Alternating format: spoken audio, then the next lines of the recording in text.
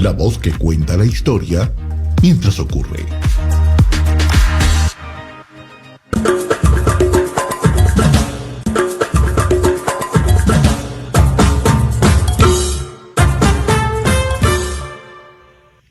Muy buenos días. Son las 9:02 de la mañana de este jueves 29 de mayo del año 2025 y en este momento usted está viendo En Conexión por TVV Network y lo está escuchando por Éxito 107.1 FM en Miami por HD2. Hoy, 29 de mayo, es el día de San Maximino de Tréveris, es el día de San Esiquio Palatino y el día de San Pablo VI, el Papa ya de tiempos recientes. En el calendario astrológico de Enrico Mariani, tenemos para el día de hoy la luna creciente en Cáncer, la luna de los sentimientos, la luna de los enamorados, la luna de la pareja, la luna de la fertilidad, la luna de la familia y la luna propicia para todo lo que tiene que ver con la infancia. Usted sabrá sacar sus cuentas. Luna creciente en Cáncer, Sol en Géminis, este jueves 29 de mayo del año 2025. El 29 de mayo de 1265 nació Dante Alighieri, el más grande de los poetas italianos, uno de los nombres más importantes en el mundo de la literatura universal, el autor de la comedia, la Divina Comedia. El 29 de mayo de 1453 cayó Constantinopla, y con la caída de Constantinopla cayó el Imperio Romano de Oriente, el Imperio Bizantino, a manos de los turcos otomanos. El 29 de mayo de 1790, Rhode Island se convirtió en el estado número 13 de la Unión. Y el 29 de mayo de 1848, Wisconsin se convirtió en el estado número 30 de la Unión. El 29 de mayo de 1917 nació John Fitzgerald Kennedy, el presidente número 35 de los Estados Unidos. En su momento fue el presidente más joven, todavía es el presidente más joven. Asumió a los 43 años. Fue asesinado 3 años después en Dallas. El 29 de mayo de 1958, es decir, hoy está cumpliendo 67 años. Estamos hablando de Annette Bening, nominada 4 veces a los premios Oscars y una gran actriz. El programa que tenemos preparado para el día de hoy lo vamos a iniciar en Madrid con el periodista de The Objective, Javier Leal. Con él vamos a ahondar en una noticia que ayer les leíamos: los negocios turbios entre Delcy Rodríguez y un empresario español, en la actualidad preso, con el mundo del petróleo, haciendo negocios con petróleo venezolano. Luego en Bogotá vamos a conversar con el internacionalista César Niño a propósito de la situación de la guerra en Europa, con la reunión entre Vladimir Zelensky y el canciller alemán Friedrich Merz, lo que puede derivar de aquí, las nuevas amenazas de Vladimir Putin. En Barcelona, España, vamos a conversar con el ingeniero venezolano Giuseppe Ganci, el creador de macedoniadelnorte.com, y con él vamos a ver la exactitud y o veracidad de las cuentas que oficialmente, entre comillas, ha brindado el Consejo Nacional Electoral de Venezuela de las elecciones del pasado domingo. Luego vamos a conversar en Oxford con la doctora Lorena Nessi. Ella es periodista de CCN, experta en cultura digital. ¿Qué son las criptomonedas? ¿Son las criptomonedas una amenaza al sistema financiero de los Estados Unidos y al sistema financiero occidental en general? El foro de hoy: ¿pedir perdón o pedir permiso? ¿Qué es lo que es preferible y según quién? Norbelia Velázquez es psicóloga y coach ontológico en Buenos Aires, y también en Buenos Aires nos va a acompañar el psicólogo Roberto Santoyo. Después, en Ciudad de México, vamos a conversar con el periodista Primitivo Olvera a propósito de la reforma judicial en México que va a llevar a la elección de eventuales líderes del narcotráfico como jueces mexicanos. Y vamos a cerrar con la parte más seria del programa, con don Emilio Lovera en Londres, en el Reino Unido, quien anuncia su espectáculo Ahora el matón tiene miedo, pero advierte que aunque está en Inglaterra, el espectáculo será en español. Ese pues el programa que te hemos preparado para el día de hoy. Y te invito a que ahora anotes por favor este número telefónico.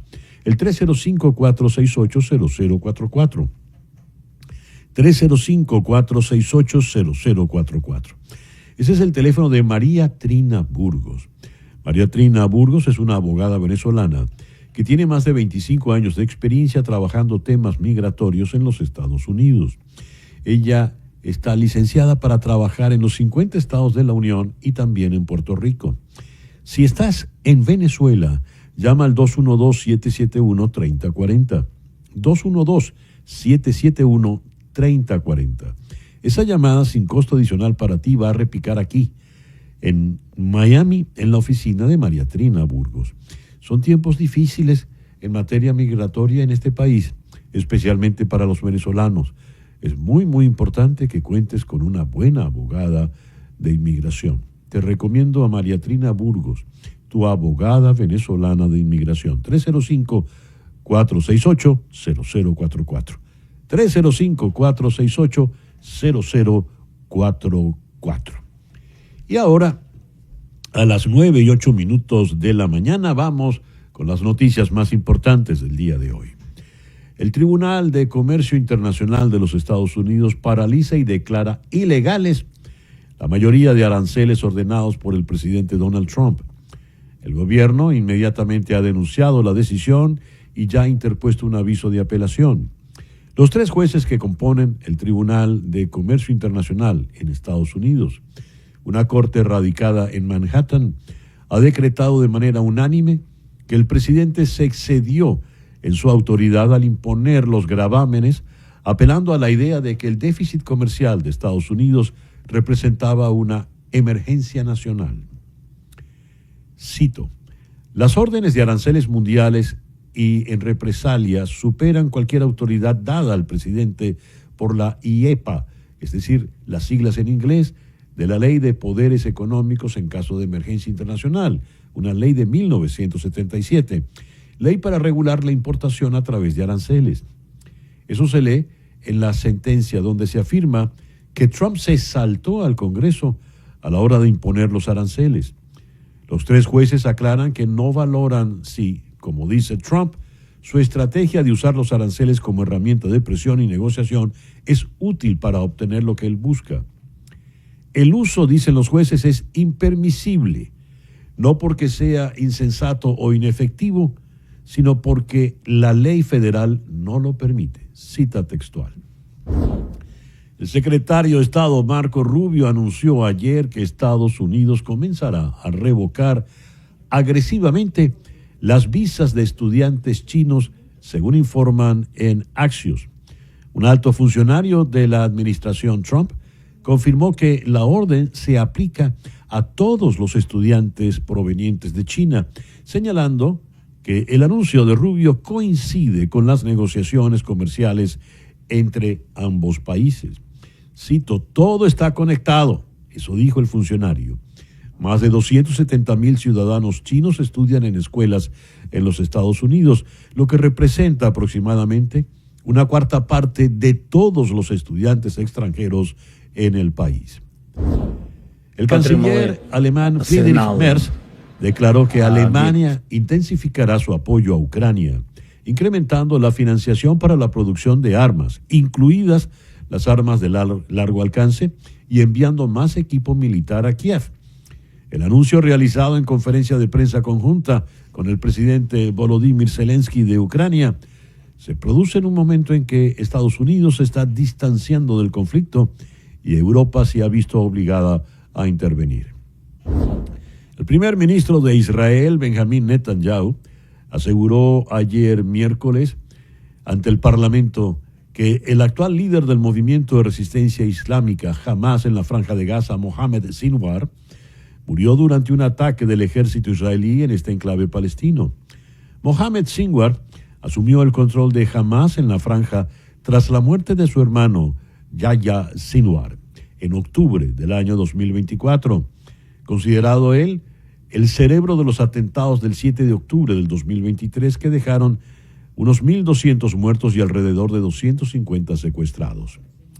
El Consejo Nacional Electoral de Venezuela actualizó parte de los resultados de los comicios regionales y parlamentarios del pasado 25 de mayo.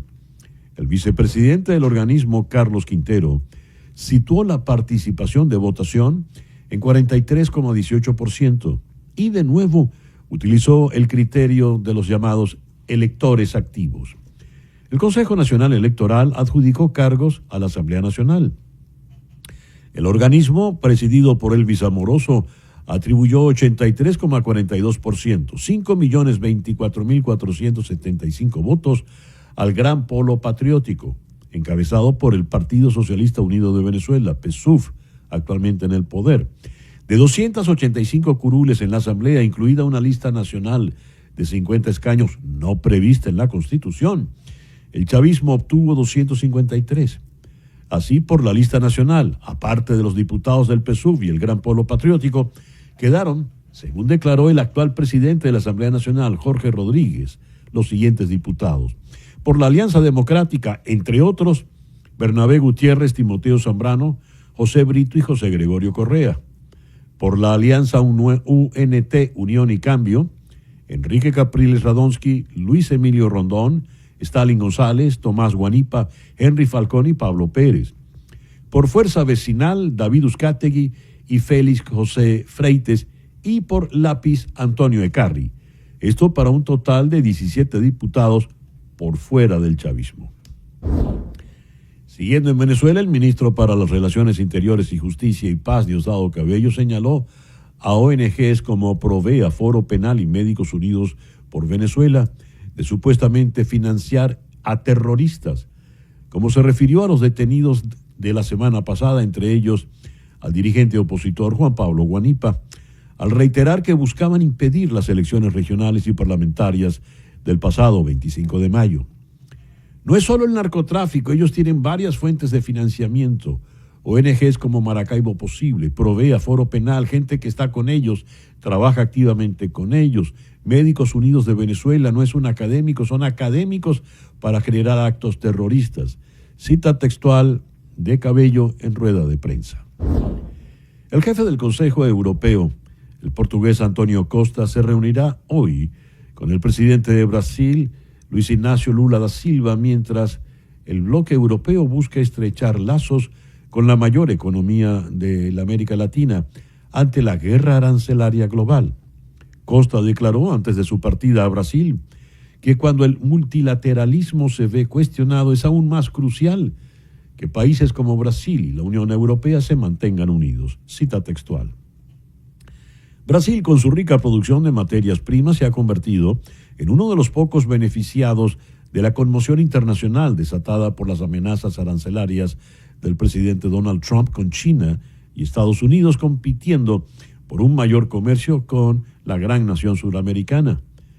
Mientras los funcionarios en Brasilia mantienen la esperanza de que la Unión Europea y el Mercosur, el bloque comercial regional, pronto lleguen a un acuerdo de libre comercio. La Unión Europea es el segundo socio comercial más importante de Brasil y el mayor inversionista extranjero en el país, con más de 340.700 millones de dólares en inversiones directas. El multimillonario empresario y político aficionado Elon Musk confirmó anoche que deja la administración Trump, aunque seguirá siendo uno de los asesores externos más influyentes del presidente. Al reducir el tiempo y el dinero que dedica a la política, Musk busca recuperar la credibilidad que destruyó durante su mandato en Washington y que afectó sus más valiosas marcas. SpaceX y Tesla vieron cómo su reputación se desplomaba el año pasado y Tesla sufrió violentas protestas y una fuerte caída en las ventas. Musk ha tomado medidas para distanciarse de Donald Trump en una serie de entrevistas poco frecuentes en los últimos días. Musk declaró en CBS Sunday Morning que está decepcionado por el enorme proyecto de ley de gasto aprobado por la Cámara de Representantes la semana pasada, argumentando que socava el trabajo que había hecho su equipo de Dodge. En una entrevista con The Washington Post, en su base espacial en Texas, Musk admitió que los esfuerzos de Dodge por reducir drásticamente la burocracia federal, incluyendo un objetivo original de ahorro de $2 billones, resultaron mucho más desafiantes de lo que él esperaba. La campaña mediática de Musk ha funcionado en parte como una entrevista de despedida y en parte como una rehabilitación de su imagen, un intento de reafirmar su identidad como visionario de la ingeniería tras un año sumido en el escrutinio político. Y ahora a las 9:18 de la mañana, vamos con nuestro editorial de hoy. Esto lo leo en El País de Madrid. Donald Trump sufrió ayer miércoles el mayor varapalo judicial de su segundo mandato como presidente. El Tribunal de Comercio Internacional de Estados Unidos, el órgano jurisdiccional especializado en competencias en la materia, declaró ilegales los aranceles generalizados a las importaciones impuestos por el presidente Trump en virtud de una ley de poderes de emergencia. En la práctica, la decisión hace saltar por los aires la guerra comercial generalizada.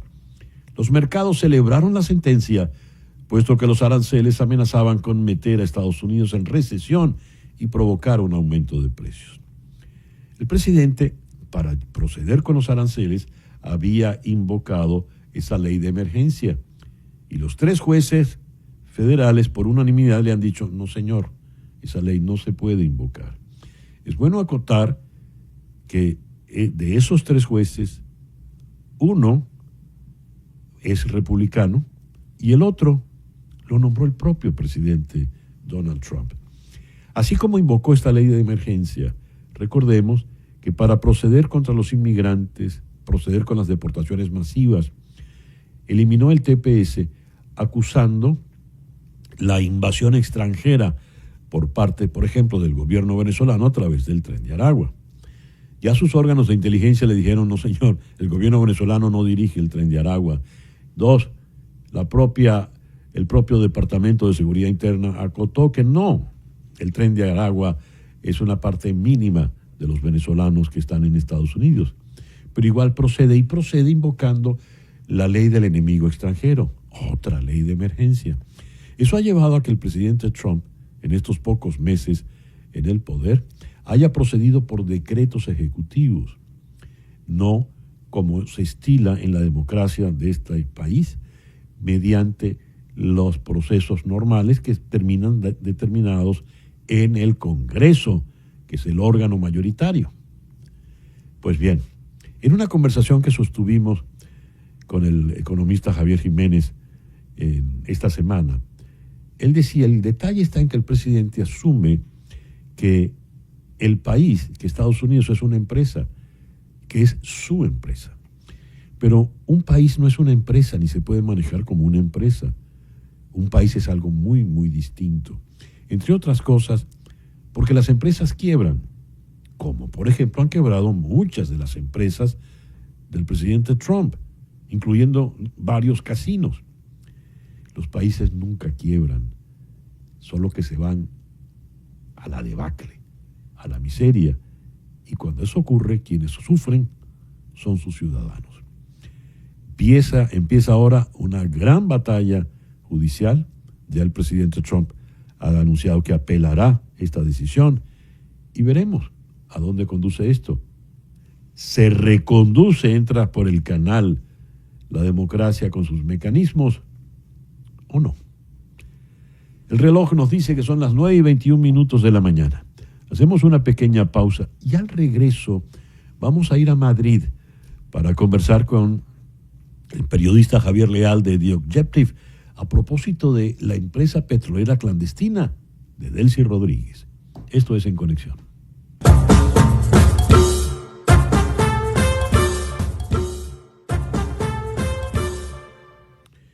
Y a las 9:25 de la mañana, hora del este. Vamos ahora a Madrid para conversar con el periodista de The Objective, Javier Leal. Javier, muy buenos días, muy buenas tardes allá al otro lado del océano. Gracias por atendernos. He leído, Javier, que el empresario Alejandro Hamlin, beneficiado por el Partido Nacionalista Vasco, ha denunciado que Víctor Aldama, en este momento en prisión, y la vicepresidenta venezolana Delcy Rodríguez comparten una firma en Suiza. Firma que se dedica ¿a qué? A comercializar, a exportar crudo, petróleo venezolano para España. ¿Podrías comentarnos al respecto, por favor? ¿Qué tal, César? Buenas tardes, buenos días. Sí, esto es una información que saca el medio de Objective el pasado lunes y fue pues una conversación que mantienen el entorno del Partido Socialista, que es el partido que se encuentra ahora mismo en el gobierno, con un empresario que es Alejandro Hamlin, que es un empresario que se encuentra a día de hoy imputado por presunto fraude de IVA en el sector de hidrocarburos. A raíz de esta conversación se observa que el señor Alejandro Hamlin asegura que tanto la vicepresidenta de Venezuela como el señor Víctor de Aldama, que es otro de los empresarios que está encausado en fraude de hidrocarburos, tendrían una empresa mixta en Ginebra, Suiza, donde estarían llevando a cabo pues una especie de contrabando de petróleo, ¿no? En España ahora mismo la situación con el petróleo es una situación muy difícil, muy compleja. Está habiendo mucho fraude de hidrocarburos. El fraude de hidrocarburos, para que lo entiendan ustedes, gira en torno a un único impuesto, que es el IVA, es el impuesto sobre el valor añadido. Entonces, en este tipo de operación que suele ocurrir, suele ser que se suele comprar sin IVA dentro de un depósito fiscal. El depósito fiscal suele ser esos toneles blancos que se ven muchas veces al lado de las costas. Y ese diésel, que normalmente es diésel porque España está muy se vende fuera del depósito fiscal con IVA. El problema es que ese IVA no se repercute cuando el gobierno necesita recaudarlo, ¿no? Esto ha provocado un fraude de hidrocarburos espectacular en España y se entendería que en esta conversación parte de esta operativa del IVA estaría con Aldama y con la señora Delcy Rodríguez.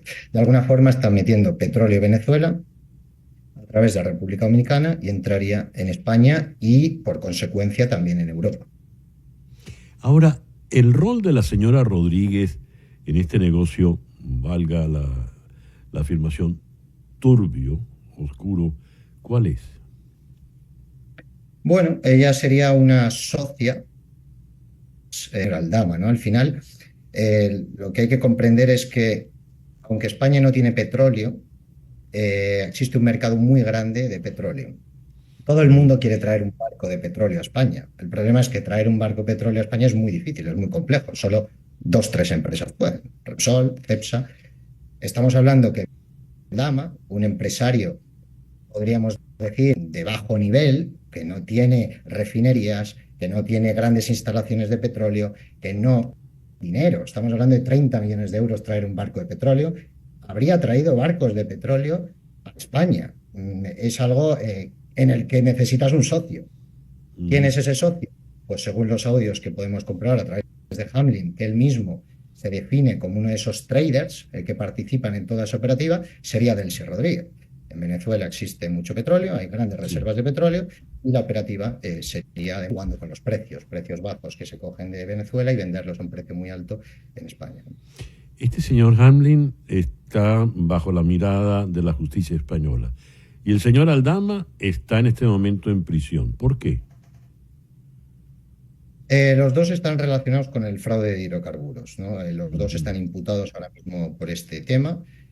Uno estuvo en prisión, ya no está, y el otro se encuentra ahora mismo en Dubái. Él dice que no está fugado, es que tiene un problema administrativo. La realidad es que ha plantado ya en 2 ocasiones al juez. A principios de mayo, plantó por primera vez al juez cuando tenía que entregar el pasaporte, y el pasado lunes, que era el inicio del juicio, vuelve a plantar al juez.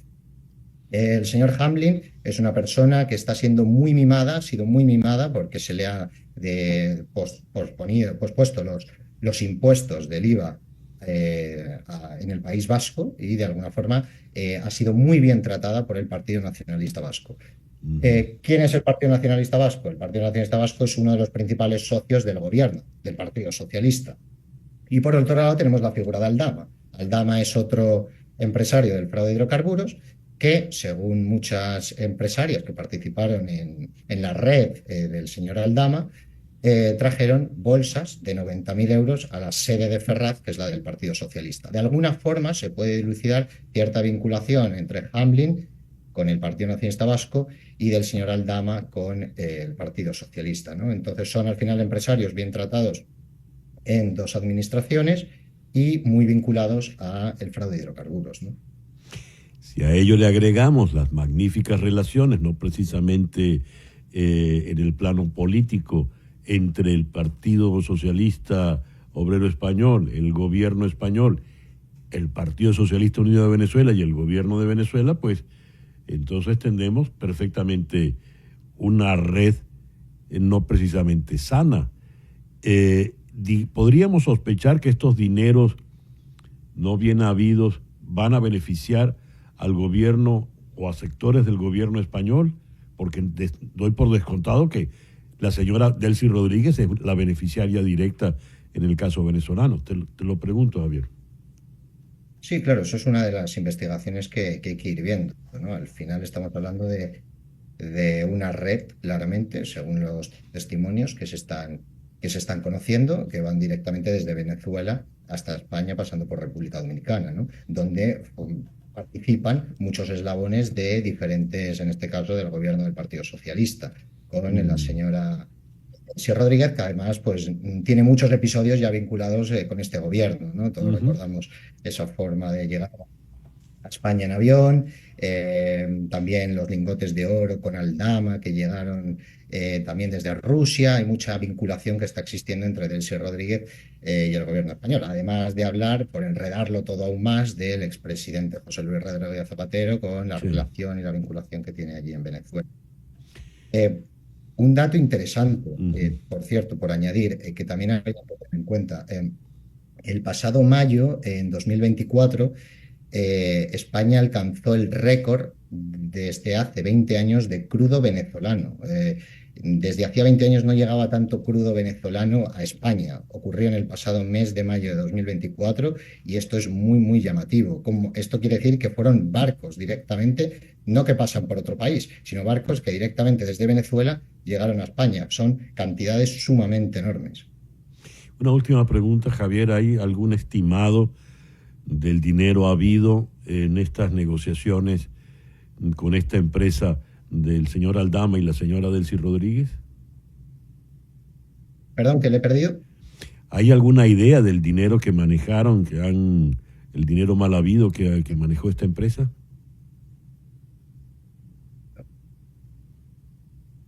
No me oíste. Ahora parece, sí. Sí, el monto, ¿hay alguna idea del monto de dinero manejado por estas personas? Si hay dinero, perdón, repita, que le he perdido un minuto. La suma de dinero de estas personas. Eso no se sabe realmente la cantidad de dinero que se pueda estar moviendo realmente el petróleo. Al final el petróleo es uno de los negocios claro, que más dinero ven, pero eso se desconoce. Javier, muchísimas gracias por estos minutos en el programa de hoy. Javier Leal, de The Objective, nos habló desde Madrid. Ahora aquí tenemos esto de nuestras redes. Una O'Neill es la hija del gran dramaturgo norteamericano Eugene O'Neill, Premio Nobel de Literatura. Pero es su hija porque sencillamente hay una relación biológica. En realidad, una ha visto muy pocas veces a su padre y lo detesta. El maestro O'Neill, un hombre atormentado, alcohólico, solitario, tampoco sabe cómo enfrentar la relación con su hija.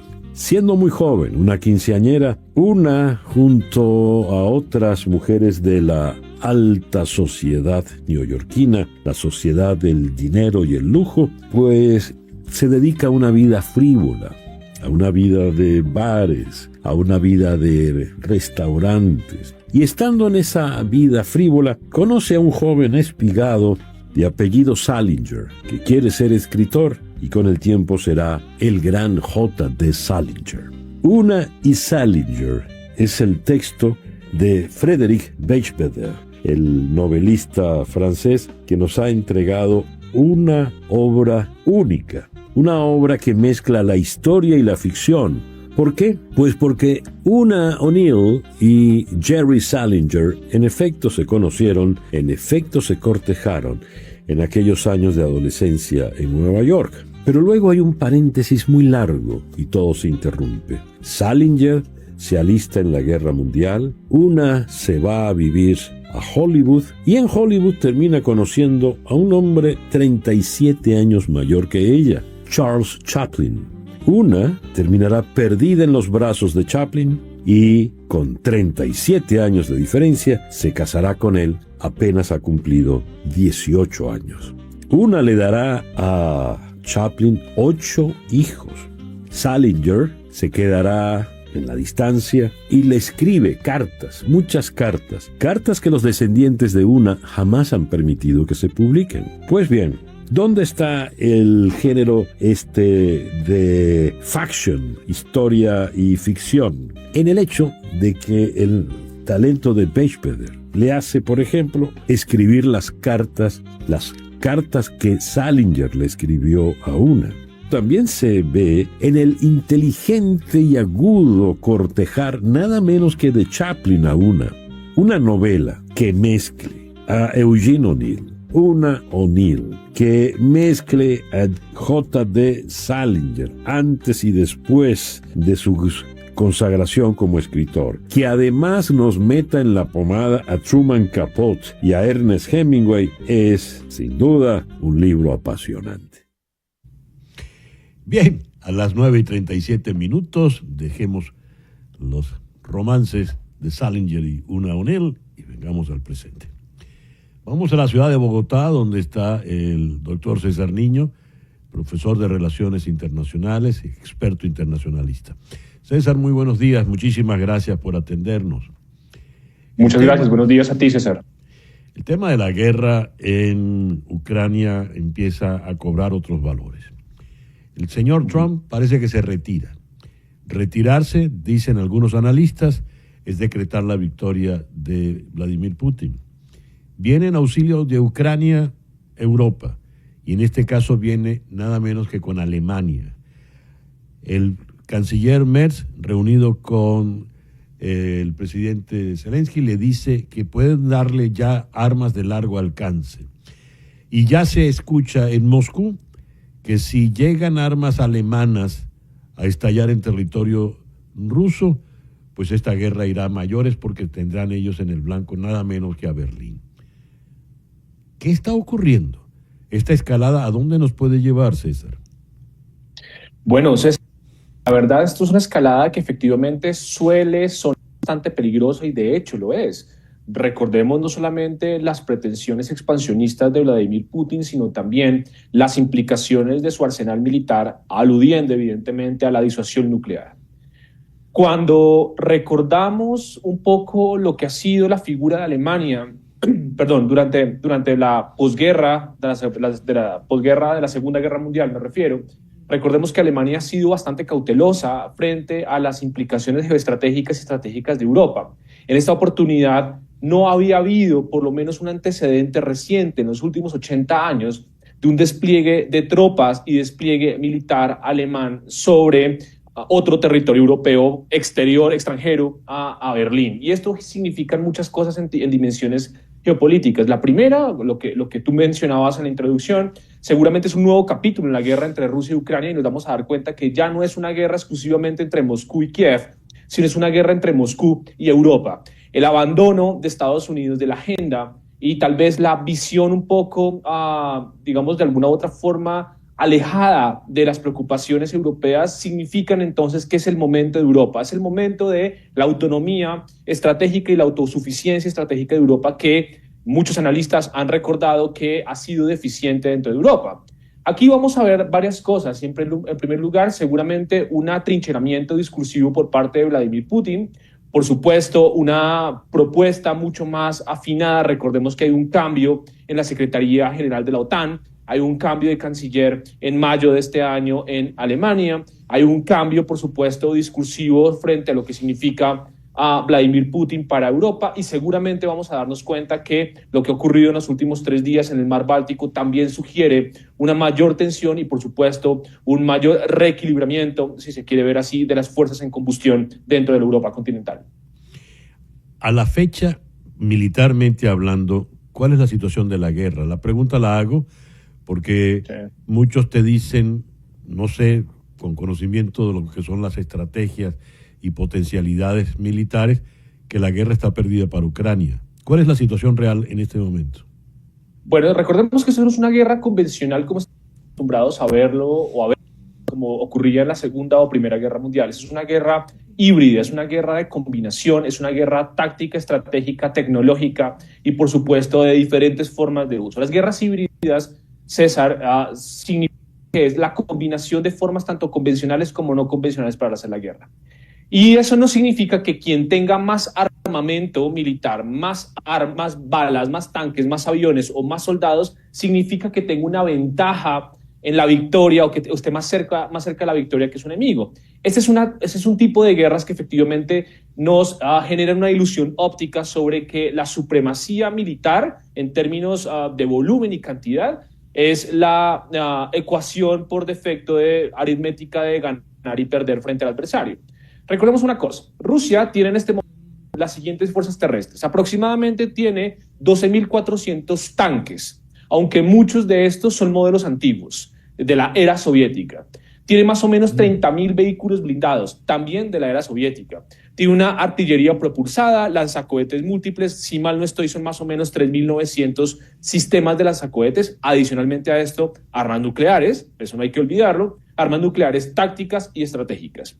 Fuerza aérea, aviones de combate, cerca de 1.500 aviones de combate, helicópteros más de 1.500 también, pero lo interesante de todo esto es ver, por ejemplo, el armamento avanzado. Miremos el uso de drones, miremos el uso de bombas planeadoras, que efectivamente eso es lo que ha venido ocurriendo en las últimas horas, últimas semanas y últimos días. Los ataques con drones, más de 900 drones sobre ciudades principales ucranianas, cuando también es cierto que Ucrania ha sido lo suficientemente resiliente y evidentemente ha empezado desde el año pasado con la toma de Kursk a atacar ciudades propiamente rusas. Ucrania, mientras eso ocurría con Rusia, Ucrania tiene más o menos 2.500 tanques. Mayormente estos tanques también son modelos soviéticos, modernizados con tecnología europea.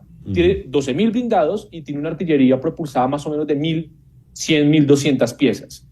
Significan varias cosas, César, y es que el apoyo a Rusia, nos vamos a dar cuenta que el apoyo a Rusia está limitado, mientras que el apoyo a Ucrania es mucho más político y diplomático. Ucrania ha empezado a desarrollar drones de producción y fabricación propia con apoyo de empresas europeas como, por ejemplo, Quantum. Quantum es una empresa alemana que fabrica, evidentemente, arsenal para aviones de combate. Entonces, lo que quiero decir con todo esto es que, a pesar de la superioridad numérica y tecnológica de Rusia, Ucrania no está derrotado precisamente por la forma en la que se combaten las guerras modernas y guerras contemporáneas. Ucrania, por ejemplo, demuestra estable capacidad de adaptación. Recordemos que el inicio de la guerra en febrero de 2022, Vladimir Putin juró tomarse Ucrania en 72 horas y bueno, van más o menos más de 3 años. Entonces eso significa que la ecuación no es solamente superioridad militar. Ucrania, apoyada por asistencia militar de occidentales, con incremento y fortalecimiento de industria de defensa, pues ha reequilibrado las capacidades y esto es importante tenerlo presente. La superioridad en arsenal militar, superioridad en aviones, en drones, no significa la derrota del adversario. ¿Está sobre la mesa una agresión, una extralimitación de la guerra Moscú-Berlín? Por supuesto, yo creo que desde el primer momento hubo una propuesta de extralimitación. El asunto es que recordemos que en los últimos 8 meses Moscú ha dicho que cualquier intervención de armamento de largo, corto o mediano alcance europeo significaría una amenaza contra los rusos. y que no iba a dudar Vladimir Putin en usar arsenales militares de largo alcance frente a ciudades europeas. Esto significa dos cosas, y es que entramos a una fase lo suficientemente peligrosa de la guerra, pero también es verdad que, y lo he dicho en algunas otras oportunidades, la paciencia estratégica también provoca al agresor. Ya. César, muchas gracias por estos minutos en el programa de hoy. A ti, César, un placer conversar contigo. César Niño, desde Bogotá. Una pequeña pausa y al regreso le sacamos punta a los números oficiales del Consejo Nacional Electoral de Venezuela y las elecciones del pasado domingo aquí en Conexión. Miguel Rondón, en Conexión. Y a las 9:48 de la mañana, hora del este, aquí en la ciudad de Miami, vamos a Barcelona, frente al Mediterráneo, donde está el ingeniero Giuseppe Gangi, el creador de macedoniadelnorte.com. Giuseppe, muy buenos días, muy buenas tardes allá al otro lado del océano. Gracias por atendernos. Buen día, César. Qué gusto poder escucharte. Giuseppe, el Consejo Nacional Electoral, por boca de su vicepresidente Carlos Quintero, ha dado unos números, y esos números han permitido unas adjudicaciones de curules, en un número exagerado para la Constitución. Quien ha anunciado los beneficiados, los diputados, no es Quintero, es Jorge Rodríguez. Ahí hay un detalle. Pero me gustaría saber, tú que sabes, tú que te metes en lo minucioso de los números y los resultados electorales, tu impresión de los anuncios tanto de Quintero como de Jorge Rodríguez. Bueno, es tremendo, o sea, empezando por cuando dijeron los resultados, maquillaron un poco la participación diciendo que habían participado el 42% de los electores, pero dicen que fueron 5.5 millones de votantes. Uh-huh. Entonces, pero el 42% equivaldría a 13 millones de votantes. Entonces, no se sabe dónde están estos otros 7 millones que quedan debiendo.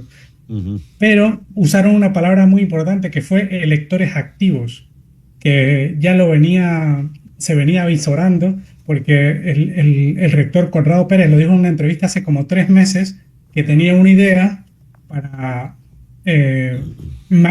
bueno, él decía para reducir la abstención, su idea era quitar a los electores que no hubiesen votado en las últimas elecciones no del registro electoral, pero sí de cuando iban a decir los resultados, para que así no quede, porque llamaba a estos electores que no habíamos votado en las últimas elecciones, por ejemplo, los del exterior, las personas que estamos en el exterior y no nos permitieron el cambio de centro. Entonces los llama abstencionistas naturales. Entonces se sobreentiende que esa fue la actividad que hicieron para maquillar estas votaciones. Pero como todo lo que pasa, no hay forma de comprobarlo, porque pues no hay una auditoría ni previa ni después, ni nadie tiene acceso a las reglas del juego. Es decir, que tú y yo y muchos de los que nos están viendo y oyendo somos contra nuestra voluntad abstencionistas naturales, lo que eso quiera decir. ¿Es así? Correcto. Eso hace unos meses que lo dijo Conrado Pérez, y de hecho él mismo dice, esto lo propongo, pero no se puede hacer ahora, porque ¿cómo se va a hacer si estamos en medio de un proceso electoral? Muy bien. Ellos como se quiera ver, han reconocido que hay por lo menos 8 millones de venezolanos fuera del país. Esa diáspora que se han empeñado tanto en negar. Es decir, 8 millones de electores. Ahora, con los números que ellos dijeron, ¿de dónde salen todos esos diputados? Bueno, primero la lista esta de diputados nacionales, una lista que se inventaron ya desde las últimas elecciones, que salen de la nada. Y eso está totalmente fuera de la Constitución. Pero más allá de eso, no dejaron claro, porque supuestamente el método que se iba a usar era el método D'Hondt para asignar los diputados, y se usó fue el otro método, Saint-Léger, que es diferente. Pero eso era para poder beneficiar y poder meter a diputados que ni siquiera se ganaron su curul. Pero pero la mayoría de ellos de oposición o no del PSV, y de hecho se dice que haciendo la cuenta sacaron a casi 16 diputados del PSV para poder cumplir con ciertos diputados de oposición, para meterlos dentro de la asamblea. Esto es increíble.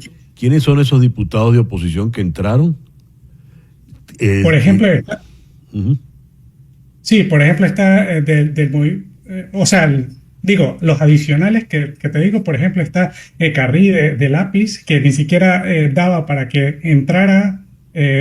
Y bueno, no tengo la lista aquí enfrente, pero sí, o sea, realmente es totalmente increíble lo que han hecho, porque claramente estos diputados no van a hacer el reclamo, porque ya les asignaron un curul. Claro, pero lo que me llama la atención es que hay evidentemente un acuerdo, porque si tú dices, Giuseppe, que sacaron a unos diputados del PSUV que habían sido electos para que pudieran entrar estos de oposición, entre comillas, es porque había un acuerdo, se había garantizado un cupo, una curul, por lo menos, ¿verdad? Algo así parece, y por eso tampoco les conviene publicar los resultados, tal cual el 28 de julio no publicaron los resultados mesa por mesa, aunque tenían la aplicación ya hecha para poder publicarlo, y unos días antes intentaron publicarlas en su página web, pero bueno, no lo hicieron al final. Y aunque lo tenían todo listo, no lo hicieron porque sabían que tenían que hacer este tipo de asignaciones y que no iba a aguantar una mínima auditoría. Esto que estamos viendo en pantalla en este momento es la información que tú fuiste recogiendo, ¿verdad? La investigación que fuiste recogiendo del tal como resultó el proceso el pasado domingo, caracterizado por una abstención muy alta. Según esos datos que has recogido, y fíjate, ahí están las gráficas que hiciste en todas esas partes, la votación realmente ¿a cuánto ascendió? Más allá de lo que diga el señor Quintero. Sí, o sea, los datos que yo tengo, bueno, primero, si tratamos de creer la cifra del CNE, entonces tendríamos que decir que la participación fue del 25%, y ya. Porque, o sea, si con el número que es. Uh-huh. Según los datos que yo tengo, que he recogido de diferentes fuentes, incluyendo el mismo CNE, para mí es cercano al 18% de participación. Y para muchos factores de oposición fue el 15%, como lo han dicho. Pero para mí es sobre el 18% de participación. Pero ese 18% es con relación al padrón electoral. Al padrón de verdad, sí. Que por cierto, César, otra cosa que ahora documentando me doy cuenta que en las actas de esta elección le quitaron el número de electores a cada acta. Entonces tú no puedes ver cuántos votaban en esa mesa, y así no podríamos, si tuviéramos todas las actas, saber cuánto fue el padrón electoral. Entonces parece que desde antes se conocía que se iba a hacer algo relativo a esto, porque quitar una información, así como quitaron el código QR, además quitar el número de electores, ya es algo que atenta contra la transparencia de la elección. Bueno, si algo tuvo esta elección es que es cualquier cosa menos transparente. Una pregunta que me intriga, ¿por qué quien habla es Quintero y no Elvis Amoroso, que es el presidente del Consejo Nacional Electoral? Bueno, como lo he venido viendo y diciendo, Carlos Quintero parece la figura con más poder dentro del CNE, pero desde hace unos años, y realmente es el que pasen los rectores, que pasen, siempre va a estar ahí. Así que yo creo que más que Elvis Amoroso es la persona en cargo de todo el CNE. Y en conclusión, ¿qué podemos decir de lo que fue esa elección del pasado 25 de mayo, Giuseppe? Pues bueno, para mí realmente lo más fuerte es que no hubo reglas claras, no se mejoró, más bien se empeoró de la situación que ya estaba desde el 28 de julio en cuanto a la claridad del CNE, y creo que pone también en entredicho como hacia dónde vamos a ir, porque no hay forma de que haya una estructura electoral que pueda proteger el voto, que es lo más importante. Y bueno, entre más oscuridad es muchísimo más difícil defender esto. Y bueno, y es por eso que también yo he hecho esta recolección de documentación, porque creo que es la única forma que tenemos los ciudadanos de intentar entender o juntar las piezas desde afuera. Ya. Giuseppe, muchísimas gracias por estos minutos en el programa de hoy. Muchas gracias a ti, César. El ingeniero venezolano Giuseppe Gangi desde Barcelona, en España. Él es el creador de macedoniadelnorte.com. Leo algo aquí interesantísimo. Astrónomos han descubierto un misterioso objeto que emite extrañas señales desde el espacio profundo y desconocen su naturaleza. El objeto, llamado ASKAP JI832-0911, emite pulsos de ondas de radio y rayos X durante 2 minutos seguidos, una vez cada 44 minutos. Detectados por el Australian Square Kilometre Array Pathfinder, este objeto, que voy a resumir llamándolo ASKAP, y el Observatorio de Rayos X Chandra de la NASA, las extrañas señales repetitivas son actualmente inexplicables, y desentrañar este misterio cósmico podría revelar nuevos descubrimientos sobre física, según los investigadores que las descubrieron. El equipo publicó sus hallazgos el 28 de este mes en la revista Nature. Este objeto no se parece a nada que hayamos visto antes, declaró en un comunicado Andy Wan, el autor principal del estudio y astrónomo de la Universidad de Curtin en Perth, Australia. ASKAP podría ser un magnetar, el núcleo de una estrella muerta con potentes campos magnéticos, o podría ser un par de estrellas en un sistema binario donde una de ellas es una enana blanca altamente magnetizada, es decir, una estrella de baja masa al final de su evolución. Sin embargo, ni siquiera estas teorías explican completamente lo que observamos, dijo el señor Wan. Este descubrimiento podría indicar un nuevo tipo de física o nuevos modelos de evolución estelar. Comienza el misterio, ¿eh? De aquí en adelante lo que usted quiera. Bien, vamos a descifrar ahora otro tipo de misterio, pero este está más cercano. Leo aquí que la ley Genius legitima un tipo de criptomoneda llamada stablecoins, que avanzó en el Senado allá en Washington.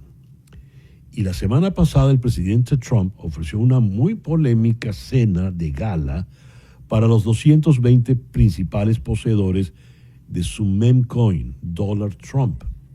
¿Qué son estos stablecoins? ¿Son las criptomonedas una amenaza al sistema financiero de los Estados Unidos? Vamos a Oxford, en el Reino Unido, donde está la doctora Lorena Nesi, experta en cultura digital y tecnología, periodista también en CSN. Lorena, muy buenos días. Muchísimas gracias por atendernos en el programa de hoy. Hola César Miguel, muchas gracias a ti por la invitación. Es un gusto estar con todos ustedes. Repito la pregunta con la que comenzamos. ¿Son las criptomonedas una amenaza al sistema financiero de los Estados Unidos? Pues esa es la gran pregunta y está en el centro del debate. Yo diría que primero hay que entender qué son las criptomonedas y qué tipo de criptomonedas hay. La stablecoin es una moneda específica que, de acuerdo a cierta clasificación, podríamos decir que está ligada a los activos estables. Esto quiere decir que por cada stablecoin debería de existir una moneda que la respalde. $1 por una stablecoin. Eso quiere decir que es una moneda que no está sujeta a la volatilidad, lo cual sucede con otros tipos de monedas muy comunes como Bitcoin o Ethereum. Pero esas son otro tipo de monedas, como he dicho. Bitcoin se utiliza como una reserva de valor, por ejemplo, para transacciones de compra y venta. Y todo se hace en la blockchain. Todas las monedas se mueven dentro de la blockchain, en donde queda un registro que es, en teoría, y de acuerdo a la filosofía de la blockchain, transparente, inmutable y descentralizado. Y ahí es donde está el meollo de las stablecoins. Hay otro tipo de monedas, las meme coins, por ejemplo, como la moneda Trump, que tuvo mucho éxito justo antes de que Trump se convirtiera en presidente en su segundo mandato, y que están sujetas a tendencias y a modas y cosas que suceden en las redes sociales y que realmente no están sujetas a un tipo de valor en específico. Entonces, bueno, pues si ahí nos vamos, depende de qué tipo de moneda hablemos. A ver, ¿de qué tipo de moneda vamos a hablar? ¿Qué diferencia un stablecoin de un meme coin, por ejemplo? Ok, la meme coin no está sujeta a un tipo de valor. La meme coin surge como una moda. Hay algunas monedas meme coin ya muy famosas como Pepe, Shiba Inu, hay muchos perros en las meme monedas, y está la moneda de Trump. Entonces, estas están sujetas a una tendencia dentro de las redes sociales, sobre todo, porque todas están ligadas a las tecnologías digitales, en donde de repente adquieren mucha popularidad. Y esta popularidad significa apoyo de una comunidad activa que cree que, porque son populares, pueden invertir en ellas, porque si mucha gente invierte en ellas, eso sube su valor. Entonces, bueno, es una tendencia y son muy riesgosas y la volatilidad es visible. Cuando uno empieza a analizar cómo suben y bajan, bueno, una volatilidad tremenda, son las que más volátiles son. En cambio, la stablecoin, no. La stablecoin normalmente está sujeta a una empresa que la crea, pero esa empresa necesita estar avalada por una cantidad de dinero que va a decir, mira, yo te voy a dar una stablecoin de este tipo, pero yo tengo detrás, ya sea bonos del tesoro o dólares o diferentes tipos de productos que avalan el valor de esa moneda. El problema con las stablecoins normalmente es que como están sujetas a una empresa en específico, cuando estamos hablando de descentralización, puede entrar esto en debate. Porque si una empresa las está avalando, las está emitiendo, está sujeta a los cambios legales a los que esta moneda pueda presentarse, pues entonces estamos hablando de control. Y cuando estamos hablando de control de una entidad, eso no es descentralizado. Ya que hablas de los cambios legales, Lorena, ¿qué es la Genius Act o Ley Genius? Esta ley es una nueva ley en Estados Unidos que trata de avalar la regulación de las stablecoins, precisamente porque hay muchas compañías que las están generando y no se quieren no tener reglas precisas para saber en dónde radica su valor. ¿Cuánto dinero tienen estas empresas que realmente están respaldando el valor de la moneda para que no exista la volatilidad y para que estén sujetas al valor del dólar? Y bueno, es como una estrategia también del gobierno de Trump para reforzar el papel de Estados Unidos en un ambiente global en el que hay mucha competencia, sobre todo de China y de Europa. A ver, pongamos que me intereso en el asunto. ¿Qué riesgos corro entre el stablecoin o el meme coin? ¿Y la Genius Act me va a proteger como ciudadano o me deja a la buena de Dios? Bueno, ¿qué tanto nos protege la Genius Act? Todavía no lo sabemos, porque en realidad si una empresa de repente nos dice que sí, nosotros tenemos todos los activos necesarios para respaldar nuestra moneda, pero no sabemos dónde está esa empresa o dónde tiene los activos, pues ahí ya podemos entrar en problemas. Es lo que la Genius Act quiere cambiar.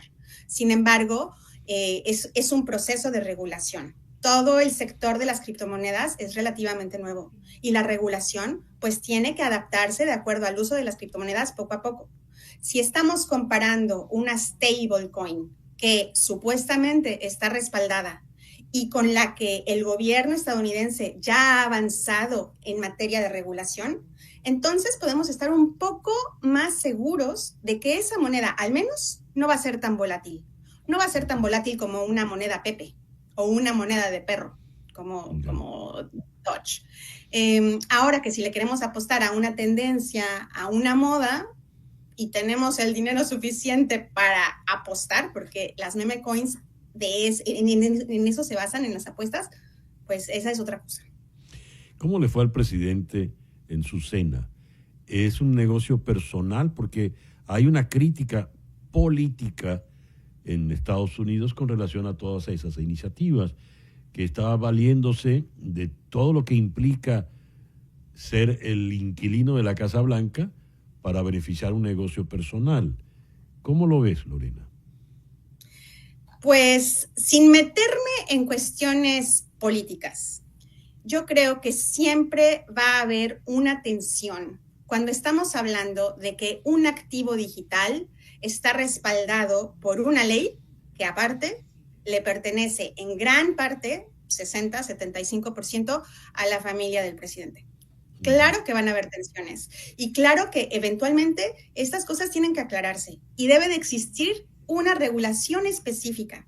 Sin embargo, en el gobierno de Trump, como hemos visto, esta idea de una regulación un poco más relajada es muy fuerte, porque las compañías estadounidenses están detrás de muchos de estos proyectos, que también, bueno, pues es la vía más, digamos, directa a enfrentarse a la competencia de China o Europa. Regreso entonces, Lorena, ya para cerrar a la pregunta inicial. ¿Qué amenazas representan realmente para el sistema financiero de Estados Unidos las criptomonedas? Sobre todo porque la moneda que rige el mundo es el dólar, que es la moneda de este país. Y entonces, para usar esa metáfora que tanto se ha manejado en estos últimos meses de dispararse en el pie, ¿no sería esto también otra manera de dispararse en el pie para las finanzas de Estados Unidos? Depende de cómo las utilicen Estados Unidos. Si Estados Unidos realmente logra hacer un marco regulatorio de las stablecoins y no se mete tanto en estos debates, posiblemente sea una manera muy estratégica de incluso fortalecer al dólar, porque existen ya monedas digitales que, bueno, pues existe el yuan en China experimental, en Europa se está tratando de experimentar también con un euro digital. Y en cambio, con el gobierno de Trump dijeron, nosotros no vamos a hacer un euro digital, vamos a hacer otro tipo de cosas y vamos a poner una ley en la que podamos respaldar nuestros proyectos de monedas. Al final, todo esto se trata de un negocio. Y sabemos que si se hacen los pasos necesarios, el negocio puede ser fructífero. Y la idea detrás de las stablecoins es fortalecer al dólar. De que se logre eso o no, ya se verá, depende cómo se usan. Es una cuestión de cómo utilizamos la tecnología, no que la tecnología per se sea mala. Ya. Lorena, muchísimas gracias por estos minutos en el programa de hoy. Muchísimas gracias a ti y muchos saludos a tu audiencia. La doctora Lorena Nesi es experta en cultura digital y tecnología, nos habló desde Oxford, en Inglaterra. Una pequeña pausa y al regreso nuestro foro de hoy. ¿Qué es preferible? ¿Pedir perdón o pedir permiso? Esto es En Conexión.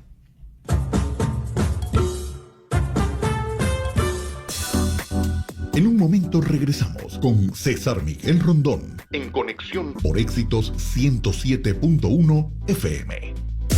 This is WURN 107.1 FM, Éxitos Miami, HD2.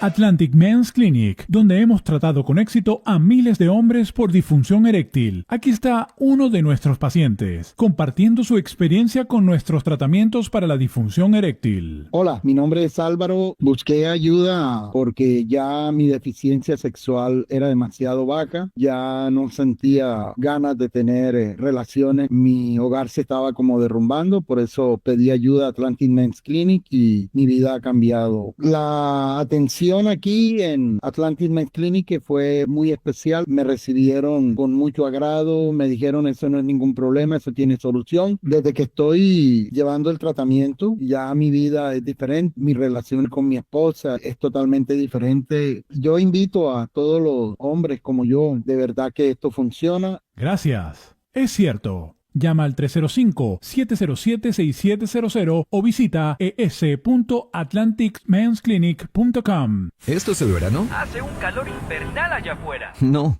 esto es el verano con el evento de ofertas de verano de Nissan.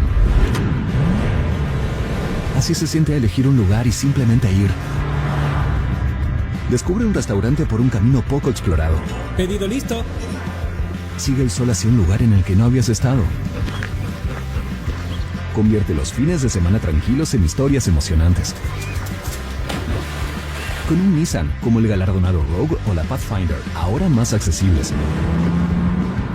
Disfruta el sol y corre para conocer las mejores ofertas de la temporada en el evento de ofertas de verano de Nissan. Arrienda desde $259 al mes por 39 meses el Rogue 2025. Arrendatarios bien calificados. Rogue S All-Wheel Drive 2025. El pago inicial de $4,408 excluye impuestos, título y licencia. Cargo por disposición pagadero al finalizar el arrendamiento tomado del nuevo inventario del concesionario. Llama al 1-888-858-8319 para obtener detalles de la oferta. Termina 6-2-25. León Medical Centers llegó a Homestead, un supercentro médico como ningún otro, con cuidado primario, especialistas, diagnósticos, laboratorio, centro de urgencias, farmacia, terapia física y hasta gimnasios de alta tecnología. Todo bajo un mismo techo. Venga y sienta la diferencia. Visítenos en Homestead y descubra por qué solo hay un León. Llame hoy 305-642-LEON. Hablamos tu idioma. Abogados.com. Hablamos tu idioma. ¿Lesionado? Visita abogados.com. Morgan & Morgan. César Miguel Rondón, en conexión. Cantaba Gilberto Santa Rosa en una de las inspiraciones de uno de sus temas más populares, perdóname. Decía que él prefiere pedir perdón a pedir permiso. Más, ¿qué es lo correcto? ¿Qué es lo pertinente? ¿Y qué es lo correcto y pertinente según qué criterio? Pedir perdón o pedir permiso. Ese es nuestro foro en el día de hoy. Vamos a ir a Buenos Aires, donde están nuestros dos foristas de hoy. La psicóloga y coach ontológico Norvelia Velázquez y el psicólogo, parte del equipo de salud mental, Roberto Santoyo. Norvelia, Roberto, muchísimas gracias por atender nuestra invitación para el foro de hoy. Vamos a comenzar con Norvelia. ¿Por qué hay un dilema entre pedir perdón y pedir permiso? Bien, creo que es el dilema entre autonomía y hasta dónde permito que el vínculo afecte mi comportamiento. Y yo creo que más que el dilema de pedir perdón o pedir permiso, es quién da el permiso. Es decir, hasta qué punto yo soy capaz de darme permiso en mi autonomía para poder ejercer aquellos comportamientos o elecciones que deseo, y hasta qué punto yo también soy capaz de reconocer a un otro legítimo y poder conducirme con una ética del cuidado. Entonces aquí hay una disyuntiva, y como todo, no hay una respuesta única. La pregunta que yo siempre tal vez les dejaría a las personas cuando llegue esta duda es, ¿esto a quién afecta? Porque allí es importante ver que hay un otro. Y segundo, estoy colocando al otro como excusa, y realmente ¿quién debe autorizarme este comportamiento? ¿Yo o un otro? ¿Tú cómo lo ves, Roberto? Por favor. Sí, está muy bien lo que dice la colega, más yo agrego algo que nos pasa a todos los seres humanos, y bueno, en psicología y en psicoterapia se ve mucho, que yo lo llevo más a la toma de decisiones, ¿no? De entretener una idea y llevarlo a la acción, que son dos cosas diferentes. Una es la manifestación de una idea y otra es la manifestación de la acción de la idea, que me está pasando mucho, que tiene que ver con problemas de validación externa. Si tú estás esperando que te validen tu idea o tu sueño o tu emprendimiento, cualquier decisión que tú quieras tomar, o si caes también en lo que pasa mucho, yo lo llevo un poco más allá en sentido simbólico de tomar decisiones, o caes en el sobrepensamiento o el overthinking, o lo que bien llaman los americanos el análisis parálisis, de yo esperar siempre una aprobación externa de qué dirán los demás, o yo preguntar mucho y no tener mi propio criterio de lanzarme a hacer lo que yo creo, obviamente sin pasar por encima a nadie, hacerle daño, pero es una disyuntiva entre lo que yo quiero hacer y lo que estoy haciendo. O sea, si estoy haciendo realmente lo que yo estoy pensando. Porque como decía Marco Aurelio, toda idea, cito aquí, toda idea sin acción. Se nos congeló, Roberto, quedó en la frase en el aire, toda idea sin acción. Bueno, es un sueño. Ahora, queda una idea, un sueño. Sí, perdón, exactamente, es un sueño. Norbelia te completó la idea porque quedaste congelado, Roberto. Toda idea sin acción. Sí. Es una idea, es un sueño, se queda así. No es, queda en nada. Sí. Cuando presenté el foro, la conversación, me remití a un soneo del cantante puertorriqueño Gilberto Santa Rosa, en la canción Perdóname. Él dice, es un tema donde le viene pidiendo perdón a la mujer porque dice, vamos a ponerle fin a esta guerra, ¿no? Vamos a hacer las paces. Y él entiende que en el conflicto amoroso, él va a pedir perdón, pues. Y entonces él dice, prefiero pedir perdón a pedir permiso. Uno puede deducir que en la relación amorosa él se extralimitó o hizo algo que no debía, y en lugar de pedir permiso para extralimitarse o hacer lo que no debía, lo hizo y después terminó pidiendo perdón. Vale decir, hay algunas reglas que se supone uno debería respetar. Llevando esto, Norbelia, al terreno de la pareja, al terreno amoroso, ¿qué ocurre entre el perdón y el permiso? Bien, aquí volvemos a la autonomía. En una pareja hay dos seres autónomos y realmente si un individuo desea ejecutar una acción, lo va a hacer. Aquí yo creo que lo interesante es hacerse cargo de eso que está haciendo. Más que pedir perdón o pedir permiso, hay que mirar hasta qué punto yo soy capaz de pagar las consecuencias de esa acción que yo estoy ejecutando. Porque cuando yo estoy actuando desde mi deseo sin considerar las consecuencias, es importante saber que esas consecuencias vendrán igualmente. Y yo tengo que saber que voy a afrontarlas. Entonces, en cuanto al tema de pareja, cuando tú te extralimitas, probablemente estás rompiendo un acuerdo de esa pareja. Y eso va a tener consecuencias que vas a necesitar reparar. Ahí es donde él habla del perdón o el permiso. El perdón que él habla es el perdón de la reparación luego de haber transgredido un acuerdo en pareja. ¿Es posible? Sí, pero necesitas que es tu responsabilidad y tener acciones tendientes a esto. ¿Podrías darnos un ejemplo, Norbelia? Por favor. Un ejemplo en pareja o en general. De lo que acabas de decir, en la pareja, sí, de lo que acabas de decir. El ejemplo más común es la fidelidad. Es el ejemplo que siempre se plantea y estoy casi segura que el ejemplo del cual nace esa canción. De hecho, Gilberto Santa Rosa ponía a elegir entre qué es mejor, pedir perdón o pedir permiso. Entonces, la fidelidad no depende de otra persona, depende de mí, es mi decisión. Cuando yo rompo ese acuerdo, estoy rompiendo la confianza y la lealtad que se había acordado en ese vínculo.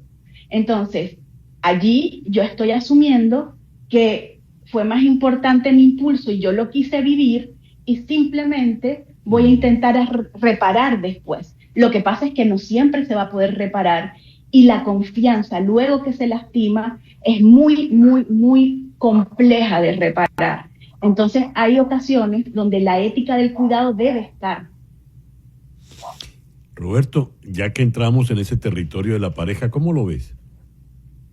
Sí, bueno, la pareja yo siempre digo que trabaja bajo un pacto de confianza. O sea, pareja más allá del amor y el idilio, todo esto trabaja bajo un pacto de confianza. Y cuando se toman decisiones, por ejemplo, que yo me arriesgue a tener una relación, por ejemplo, que es lo más común por fuera, sea hombre, sea mujer, porque la infidelidad se ve en los dos casos, obviamente yo tengo que asumir unas consecuencias de los actos, o sea, más allá del deseo y el rompimiento de ese pacto, es Realmente una de las consecuencias es que tú puedes llegar y pedir perdón y tratar de que la persona hasta entienda por qué, porque a veces hasta justifican el por qué hubo una infidelidad, pero a veces el perdón es de ambos lados, o sea, que pide disculpas y la persona si tiene la capacidad o no de perdonar. Hay parejas que, yo que trabajo mucho con parejas, personas que remontan ese problema. Y hay parejas que simplemente no sé, como dice la compañera, se quiebra la confianza, construir la confianza desde cero, porque eso es como una pared de ladrillo, desde cero otra vez, empezar a construir confianza, entonces a veces el perdón se queda corto. Ahora, hay gente, Norbelia, que cuando se arriesga, se lleva por ese impulso, está contando en que logrará el perdón, logrará pagar la deuda, como esa gente que se endeudan pues, de manera irresponsable. En el caso de la pareja, el que comete el impulso está contando con que lo van a perdonar, que él resolverá eso. Pero ¿y si no le sale el cálculo? Bueno, ese es ese es el costo de realmente ser un adulto, porque el pensamiento donde yo siempre voy a tener, no voy a tener consecuencias en un pensamiento que es arcaico, que es infantil, adolescente. Entonces se enfrentará a la realidad del mundo adulto y ahí pasará cosas, o tendrá un aprendizaje o seguirá repitiendo patrones. Pero lo que es cierto es que toda acción tiene una consecuencia. Y aquí yo creo que también es muy importante ver para qué usamos esa frase pedir perdón o pedir permiso. Si es como una justificación, si es como un escudo para no asumir mi responsabilidad en eso que hice. A ver, ¿podrías ahondar un poco en eso, Norbelia, que acabas de decir? El escudo para yo eludir mi responsabilidad, por favor.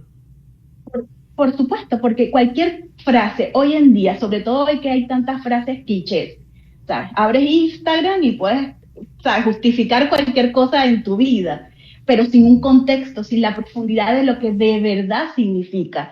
Entonces es riesgoso. ¿Y qué sucede? Muchas veces creamos un ego débil, como que esa estructura de personalidad débil donde yo creo que siempre tengo que tener la razón, no estoy acostumbrado a la frustración de decir que no, de decir esto lo deseo, pero ¿qué es más importante para mí? ¿Cuál es mi bien mayor? Entonces, esas son habilidades adultas de madurez que necesitamos desarrollar. Y muchas veces lo que hacemos es escudarnos en mecanismos de defensa de justificación. En psicología podríamos llamarlo de intelectualización o depende de cómo lo hagamos. Pero es una defensa en lugar de hacerme cargo de la situación. Por eso, cada situación debe ser vista individualmente. ¿Tú qué opinas, Roberto? Porque me resulta muy interesante lo que dice Norbelia, porque hay en esto ya un problema de madurez, es decir, el ser inmaduro, el adolescente actúa por impulso, por ejemplo, ¿verdad?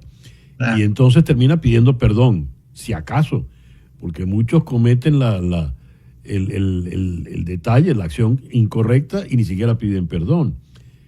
Pero me gustaría tu opinión, Roberto, por favor. Sí, hay una cosa que decía Freud que es muy inteligente, que es acerca de cómo uno maneja los instintos y cómo uno se maneja en la realidad, ¿no? Uno no anda solo sin vivir consecuencias, pero él hablaba del instinto del deseo versus el instinto de la realidad, ¿no? De comparar un poco, no todo lo que yo quiera deseo en la vida se va a cumplir. O sea, yo puedo estar casada y gustarme a otra chica y de repente puedo fantasear sanamente con eso.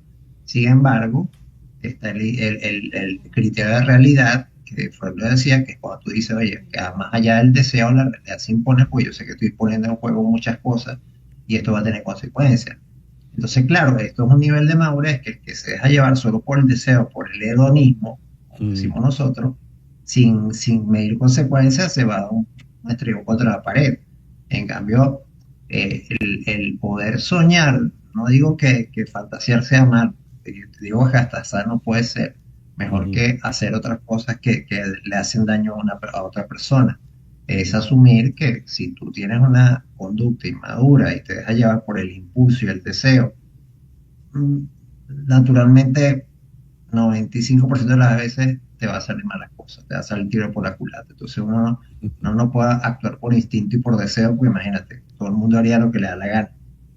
Tengo aquí opiniones de nuestros oyentes. Rubén Araújo: cuando pides perdón estás confesando un error o falta, y permiso es contar con el consentimiento del otro para hacer algo.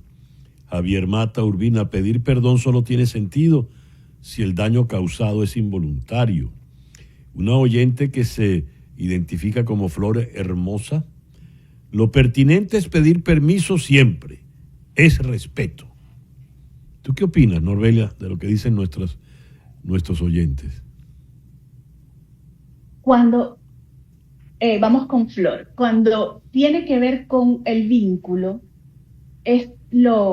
sería el ideal, ¿sí? Pero también hay un tema ahí de autonomía. Yo no siempre voy a saber lo que hace el otro, yo no siempre voy a poder tener el control de la situación. Entonces, hay situaciones donde vas a pedir permiso, pero hay situaciones donde vas a actuar autónomamente y vas a gestionar la consecuencia de esa acción. Porque si no, tendrías que pedir permiso por cada acción que haces, y ese tampoco es el objetivo. Y con respecto a los dos anteriores, sí, el perdón tiene, ¿sabes? Como que tiene ese sentido reparatorio. Si yo no voy a reparar, si yo lo que quiero es manipular, si yo lo que quiero es conseguir lo que yo estoy deseando, entonces ese perdón no tiene mucho sentido, porque tiene un sentido más manipulatorio que reparatorio, ¿sí? Entonces yo creo que eso también es valioso traerlo. Muy bien, el tiempo se nos ha acabado, así que te voy a dejar, Roberto, la palabra de conclusión de este foro de hoy, por favor. Sí, bueno, el ser humano es una especie complicada. Siempre tomar decisiones traen beneficios, obviamente, pueden ser personales, pero siempre hay que pensar en las consecuencias que en el caso de las parejas, qué daño podemos o no, o qué consecuencias podemos obtener o no, ¿ok? Yo creo que lo que dice la colega es cierto, tampoco caer en el otro extremo de pedir permiso para todo. Yo creo que hay unas reglas de juego en las que cuando uno está jugando un juego, se mete en unas reglas de juego y debe respetarlas. Y si uno respeta las cosas suelen salir bien. Esa sería como mi conclusión. Muy bien. Muchísimas gracias, Norbelia, Roberto, por haber participado en este foro en la mañana de hoy. A ti, César. Norbelia Velázquez y Roberto Santoyo, psicólogos, ambos en la ciudad de Buenos Aires. Y a las 10:30 vamos a escuchar esto de nuestras redes. ¿De qué trata Anora?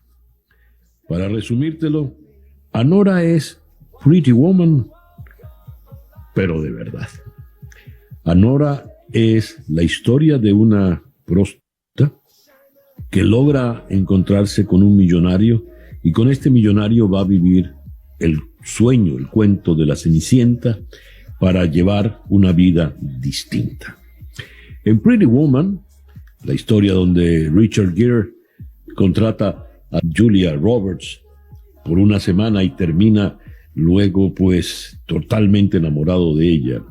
Esta película de Gary Marshall es un cuento de hadas, verdaderamente. Es toda ingenua, es toda estilizada, es bonita. Anora, por el contrario, es una película dura, heavy, para decirla con el anglicismo. En Anora, pues tenemos a nuestra protagonista en franca y abierta prostitución, en un papel extraordinario por parte de Mickey Madison. Ella va a seducir a un jovencito ruso, un tarambana millonario, un muchacho bueno para nada, que va a enloquecer por completo con ella. Y pues va a terminar esta relación en matrimonio. Hasta que este jovencito ruso recibe la visita de sus padres. Sus padres son esto que llaman unos oligarcas rusos, una pareja de seres absolutamente despreciables, que por supuesto no van a aceptar que el hijito de mamá se case con una... La película tiene dos partes. Primero la seducción, la vida feliz de la pareja enamorada. La segunda parte es la persecución de esta pareja por parte de los rusos y sus sicarios. Anora está plantado en términos de comedia, y en términos de comedia, sobre todo en la segunda parte, es realmente hilarante. Es una película escrita y dirigida por Sean Baker y está realmente muy bien lograda. Anora fue la que ganó el Oscar en la última entrega y la protagonista fue la que se llevó el Oscar a la mejor actriz. Son las 10:33. Vamos a hacer una pequeña pausa. Al regreso vamos a ir a Ciudad de México para conocer el tema de la reforma judicial y cómo es que ahora gente vinculada al narcotráfico puede ser elegida juez en México. Y después iremos a Londres para conocer el show británico nada menos que de Don Emilio Lovera. Ya regresamos en Conexión.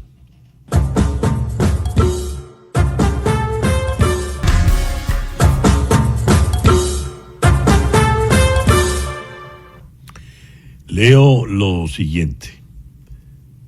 A ver. Cuando los residentes del estado de Durango voten en las primeras elecciones judiciales de México el próximo fin de semana, Leopoldo Chávez estará en la boleta para juez federal, a pesar de los casi 6 años que cumplió en una prisión de Estados Unidos. Chávez fue condenado por delitos relacionados con drogas, por contrabando de más de 4 kilogramos de metanfetaminas en el 2015. Durango es parte del Triángulo Dorado de México, una región controlada por carteles que cultivan marihuana y amapolas para el opio.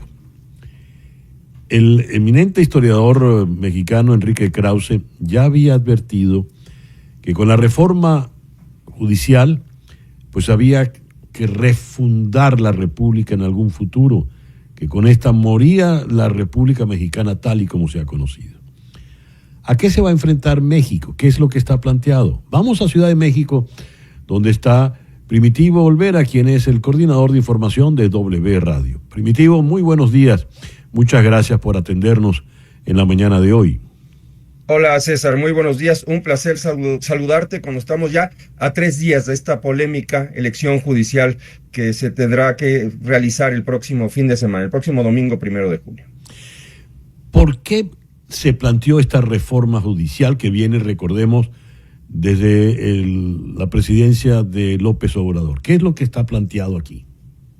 Lo que está planteado en la reforma judicial es el cambio total, la renovación total del Poder Judicial, principalmente del Poder Judicial a nivel federal, es decir, tanto jueces como magistrados como los integrantes de la Suprema Corte de Justicia de la Nación van a ser removidos para proceder a una elección por primera vez, y esto es algo que no pasa prácticamente en ningún país del mundo, salvo Bolivia. México va a elegir de manera directa en las urnas a sus jueces. Es una reforma muy polémica, una reforma que tiene su origen en la confrontación de Andrés Manuel López Obrador con jueces, con magistrados, en fallos en contra de algunas reformas importantes que promovió en su momento Andrés Manuel López Obrador, y muchos lo ven como una muestra, de revanchismo y también con un afán de parte de la Cuarta Transformación, en su momento impulsada por Andrés Manuel López Obrador y ahora con la continuidad de la presidenta Claudia Sheinbaum en torno a este movimiento político, un intento de cooptar a un poder judicial, de quitarle autonomía al Poder Judicial y darle dependencia prácticamente del Poder Ejecutivo y también del partido Morena, quien es quien respalda a la presidenta de la República. Esa es la crítica que se ha lanzado alrededor de esta reforma, que fue lo primero que se aprobó al llegar Claudia Sheinbaum al poder, y también hay que señalarlo. La elección judicial ha sido organizada de una manera muy apresurada, de una manera muy improvisada. En tan solo medio año prácticamente se organizó la elección más compleja que ha enfrentado este país y la más grande, de ese tamaño es Fíjate, Primitivo, leí a manera introductoria el caso de Leopoldo Chávez en Durango, pero ese mismo artículo da cualquier cantidad de nombres de personas vinculadas al narcotráfico que van a terminar siendo jueces. Esto es gravísimo. Se da como por sentado, porque una cosa es decir, el pueblo va a elegir a sus jueces, asumiendo que el pueblo va a votar libremente, y otro es entender la influencia que tiene el narcotráfico en una votación de las características que tenemos. ¿Qué va a ocurrir el día de mañana entonces con la judicatura mexicana en manos del narcotráfico? No sabemos qué va a ocurrir y eso es lo más grave. Esta situación, esta presencia de personas ligadas con el crimen organizado, con el narcotráfico. Hoy el New York Times publica en su sección en español una pieza en donde se habla de cuatro personas, por lo menos, además de este personaje que tú mencionabas, Leopoldo Javier Chávez, 4 personas que están o vinculadas con el narcotráfico o que están acusadas, por ejemplo, de abuso sexual. En total, Miguel Alfonso Mesa, él es un activista que se ha encargado de revisar las listas de candidatos, ha documentado por lo menos 18 casos en donde hay algún vínculo de personas con el crimen organizado o que tienen cuentas pendientes o incluso han sido procesadas por la justicia. En algunos otros, esto es delicado, hay algunos candidatos ligados a organizaciones religiosas. Y bueno, esto es producto de la improvisación, de la forma en que se realizó la selección de candidatos a través de 3 comités. El Poder Ejecutivo tenía un comité, el Poder Legislativo tenía otro, y el Poder Judicial, que es el que está en proceso de desmantelamiento, pues tuvo que instalar un comité para elegir a los que serían los candidatos. Esto ocurrió a lo largo de pues varios meses muy complicados, en donde al final de cuentas el comité del Poder Judicial dijo: no puedo con esta tarea, no es posible realizar la selección en estas condiciones, y entonces tanto el Poder Legislativo, que son por el mismo partido, por Morena, tuvieron un filtro como colar pues todos estos perfiles, mejor dicho, personajes que tienen evidentemente nexos con el crimen. Lo peor, César Miguel, te lo comento rápidamente, es que no sabemos qué va a pasar, porque estos nombres ya van a estar en las boletas de la Nacional Electoral del Poder de la Federación. No tienen atribuciones para cancelar esas candidatas, tendrán hasta después de que ocurra la elección. ¿Pueden ser elegidas estas personas? Estoy teniendo dificultades con... Hay que definirse después, imagínate. Sí, Primitivo, hubo problemas en la transmisión. ¿Podrías repetir la idea final, por favor? Que la escuchamos entrecortada. Claro, por supuesto. Lo que yo te decía es que no hay un mecanismo establecido, un mecanismo claro establecido en la ley para saber qué va a pasar con estas candidaturas. Ellos van a competir, pero el Instituto Nacional Electoral, quien es el órgano que tiene a su cargo la organización de la elección, no tiene capacidad para en este momento decir si un candidato es idóneo o no es idóneo.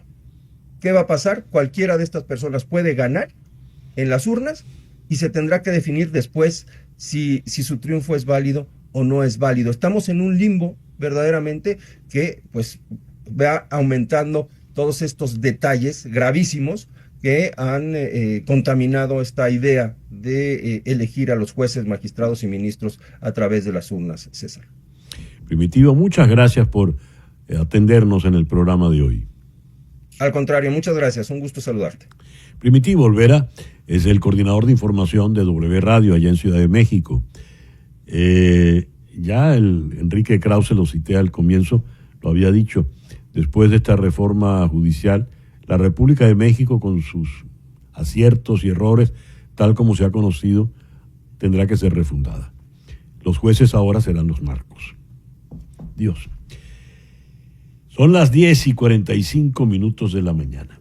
Cuando Rolf Saxon hizo la primera audición para interpretar a William Dunlow en Misión Imposible de Brian De Palma, no creyó que había conseguido el papel del torpe analista de la CIA que es burlado por Ethan Hunt, Tom Cruise, en el robo en el cuartel general en Langley.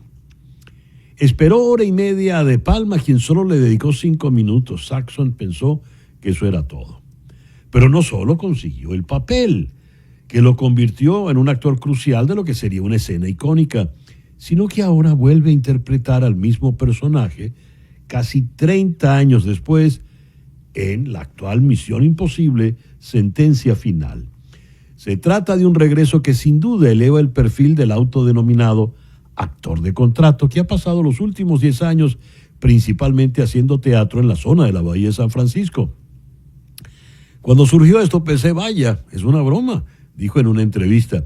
Esto es fantástico, es cerrar con broche de oro. En la primera película, Don Lowe solo aparece unos minutos en pantalla. Es alguien que cumple órdenes sin cuestionarlas y a quien el equipo de Ethan Hunt envenena en su intento de robar una lista de agentes encubiertos de su computadora ubicada en una cámara de seguridad. Mientras Don Lowe da vueltas al baño para vomitar, Ethan se descuelga por un respiradero del techo para llevar a cabo su travesura. Cuando Don Lowe regresa a la cámara de seguridad, encuentra un cuchillo en su escritorio y se da cuenta de que se ha equivocado en grande. Su destino está sellado por Kittredge, el oficial de la Fuerza de Misiones Imposibles, quien dice: lo quiero a cargo de una torre de radar en Alaska. Eso lo dice al final de la película. Esto es solo un detalle de una película que, les digo, lo deja a uno sin aliento, porque termina realmente por allá en Alaska el señor Don Lowe y vuelve a aparecer en la reciente. La vi recién y la disfruté como un niño con los ojos de un adulto. Bien, vamos ahora a las 10:47 de la mañana a Londres. En Londres están los lores y nos toca ahora saludar a uno de los más recientes lores, Sir Emily Lovera. Sir Emily, good afternoon. ¿Cómo está? ¿Cómo le va? Gracias por esa deferencia que me hace al llamarme con tanta insistencia para que yo me enseñe al público tal como soy. Me parece muy bien. Va usted a presentar un espectáculo allá en Londres. Me llama la atención algo que yo dije, esto debe ser parte del humor. En Night, usted va a presentar un espectáculo, pero dice Only in Spanish. ¿Por qué? Oh, yes. Only in Spanish porque mi no hablar inglés. Emilio, ¿qué estás haciendo en Londres? Bueno, mira, estoy finalizando la gira del Malandro por aquí en Europa, donde estuve en España, Alemania y Londres. Pero me dirijo ahora directamente a Estados Unidos para presentarme allá en Miami, ese sitio tan especial para tanta gente y sobre todo para los productores de espectáculos que les encanta hacer cosas en Miami. Y pues me dijeron para hacer y yo dije, pues sí, con mucho gusto. ¿Cómo te ha ido en Europa con la gira? Bueno, pues muy bien. De verdad sorprendente fue sorpresivo, porque tú sabes que bueno, siempre hay épocas y hay momentos. Entonces pareciera que no se estaba viviendo un buen momento. Sin embargo, tuvimos muy buen aforo en casi todo. En algunos, dos en especial, en Madrid, en Barcelona y en Tenerife, se agotaron las entradas con mucho tiempo de anticipación, aproximadamente, en uno fue casi 2 meses de anticipación, cosa que solo sucede con los influencers. Ya con nosotros los humoristas no nos pasa tanto, pero oye, agradezco mucho a toda la gente que fue y espero pues que se hayan divertido mucho, porque esa es ¿cómo se llama? La devolución que hago de su confianza. Aquí en Miami te vas a presentar nada menos que en el Ariane Arts Center. Ese es el gran teatro en la ciudad. Y por lo general tú te presentas ante públicos en espacios un poco más cerrados, ¿verdad? Como que se prestan más para el humor. ¿Cómo haces cuando tienes un escenario tan grande, Emilio? Bueno, digamos que si es por la parte técnica, tenemos que poner pantallas porque el humorista primero tiene que estar muy cerca de su público para sentir el efecto de su discurso, y también el público debe estar cerca del humorista para verlo. Es por esto que las pantallas pues ayudan un poco al público a ver la cara del humorista para saber qué está pensando. Y a mí estar cerca de por lo menos el público inmediato, lo que está en los teatros es mucho más fácil porque los teatros son como muy adecuados para que el público esté cerca, pero necesitamos estar cerca para recibir ese backup. El espectáculo se llama Ahora el malandro sí está asustado. Es decir, antes no estaba. Estamos hablando del mismo malandro del carro de Drácula en Barlovento. Es el mismo. Pero ¿tú recuerdas el malandro que campeaba y que se daba la mano con las autoridades y se decían socios, todas estas cosas? Bueno, en parte ha habido un bajón de ese malandro. No sé por qué, tengo mis sospechas de cómo.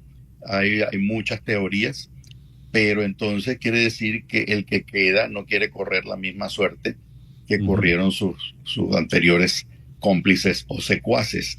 Entonces, es por eso el título. Ahora sí creo que está asustado, y no necesariamente de lo fantasmal o de lo esotérico. Está asustado por ciertas realidades. Cuéntame, ese malandro, ¿por qué sufrió ese bajón? ¿De cuál malandro estás hablando y de qué tipo de bajón, Emilio? Bueno, el malandro que yo recreé para este chiste es un malandro caraqueño de algún sitio caraqueño que fue a una fiesta en Virongo. Virongo, de hecho, ellos me han llamado para hacerme el homenaje. Sabe que me van a hacer un homenaje porque después del chiste lo pusieron en el mapa a Virongo, y esto es un logro grande para ellos. Nadie había nombrado tanto a Virongo como yo, y luego que los malandros que roban el material en los shows y los venden en la autopista lo hicieran popular, pues a ellos les favoreció mucho. Entonces, en la fiesta de Virongo, pues por supuesto tambor y salsa, que es muy de la costa, y es algo que al malandro le gusta mucho, ese ritmo. Entonces, es un malandro salsero, es un malandro que le gusta la fiesta, digamos, desatada, le gusta la fiesta, la rumba, la bailadera, el movimiento de caderas, el desnalgue, para decirlo en más criollo. Sí, y es entonces, que me costó, vi que tenías dificultad llegando a la palabra, ¿no? Sí, porque tú sabes que hoy en día estamos tratando de cambiar un poco, porque a mí un profesor de castellano y literatura me dijo una frase que recuerdo toda la vida, me dijo: habla bien, no cuesta un coño. Está muy bien. Entonces vamos a tener al malandro ahora sí asustado en el Adrián Arts Center en Miami el próximo 7 de junio. Eso está a la vuelta de la esquina. Sí, eso es muy pronto. Yo me voy este lunes y voy a estar allá para empezar a hacer recorridos y eso, y para ver si bueno, nos va mejor de lo que ya está, porque está muy bien. Sí. Está la gente está muy contenta. Hay algo que me llama la atención. Viendo la fotografía promocional del espectáculo, pónchala, Sergio, por favor. Ajá. Pareces en algún momento, no sé si es por que estás en Londres, que es una tierra de espías, me recordé a Maxwell Smart, el superagente 86. Pero también tienes cara, ahora que ha habido elecciones, pareces un diputado desempleado, un diputado que ya perdió. En realidad, ¿quién eres, Emilio? Bueno, mira, ahí estoy tratando de ser como el chofer del carro de Drácula, que es un chofer de limusina funeraria. Pero lo del diputado me llamó mucho la atención. Lo que pasa es que hay un elemento en el diputado desempleado que no lo tengo ahí a mano, que es el vaso de whisky. Y este vaso debe ir con una botella muy barata, porque ya el diputado desempleado, como no bebe gratis, tiene que comprar el whisky y nunca le alcanza para comprar lo que se bebía cuando el gobierno le pagaba el whisky. Ay. Pobrecito. Bueno, estaremos contigo allí el próximo 7. Invita a nuestros oyentes, por favor, Emilio. Bueno, vale, en principio el agradecimiento es contigo, porque bueno, cada vez que tú me invitas o yo me autoinvito a tu programa, la gente oye, me ve, y yo te lo agradezco mucho. Pues bueno, voy a estar 7 en Miami, en el Adrienne Arts Center, y creo que este show les va a gustar, porque es mucho más completo que los otros shows. También vamos a presentar a los Linares, a Henry Linares y a su papá, que tienen un dueto de música de golpe curarigüeño y bueno, y muchas otras cosas que vamos a hacer allí para la gente que asista.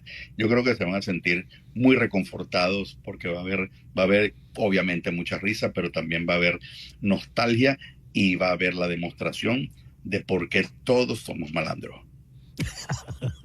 Emilio, muchas gracias y mucho éxito. Y éxito esta noche allí en Londres, Sir Emily Lovera. Hi. Thank you. Muy bien. Y gracias a ti. Gracias. Y este viernes, en Conexión, Elon Musk sale del gobierno de la administración Trump. Pero ¿qué dejó como legado? ¿Qué se lleva? ¿Cuáles son sus beneficios? Este viernes en Conexión. Gracias pues por permitirnos estar allí. Tengan todos el mejor día posible. En Conexión fue una producción de Floralicia Anzola desde 360 Content para TVV Network en los estudios de éxitos Miami 107.1 HD2. Con Laura Rodríguez en la producción general, Mariel Sofía Rodríguez en la producción informativa, Carlos Prato en los controles y ante el micrófono, quien tuvo el gusto de hablarles, César Miguel Rondón.